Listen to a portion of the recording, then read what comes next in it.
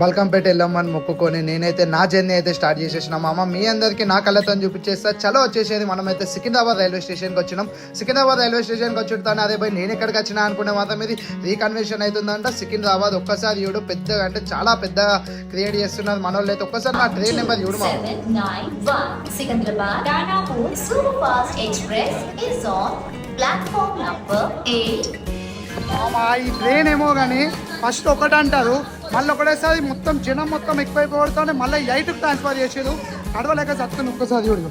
Hello మామస్, అందరికీ welcome back to my channel. ఇవాళ అయితే మనమైతే ప్రతిసారి కాశీకి వెళ్ళాక నేనైతే మాత్రం 700 లేకుండా 1200 ఎక్కువ పెట్టేది. కానీ ఫస్ట్ టైం మనమైతే 5000 టికెట్ బ్లాక్లో తీసుకున్నాం. 5000 టికెట్ తీసుకొని 2A అయితే ఎక్కినాం.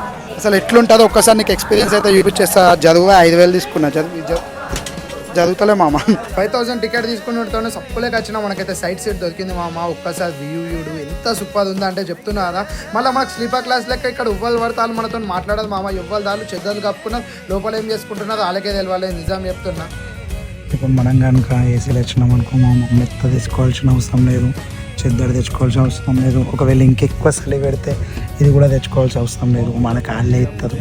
ఇక మనం ఏసీలో అయితే పుట్టి వెదిన వాళ్ళం కాదు. అట్లా ఏసీలో కొద్దిసేపు కూర్చొని మన వాళ్ళతోనైతే మాట్లాడేందుకు అయితే వచ్చేసినా మామ. వచ్చేసితోనే మనం జొమాటోలో ఆర్డర్ చేసిన ఫుడ్ అయితే వచ్చింది. అది ఎంతో కాదు 400. ఈ వీడియో మొత్తం మీకు ఎట్లా అనిపించేదో జల్దీ కామెంట్ చేసేసేది మామ. ఇంకా చాలా అంటే చాలా బ్లాగ్స్ వస్తాయి. జల్దీ అంటే జల్దీ సబ్స్క్రైబ్ చేసుకోవాలి. నేనేమో ఏసీతో నేను చేస్తా. జల్దీ అంటే జల్దీ సబ్స్క్రైబ్ చేసుకోవాలి మామ. Thank you.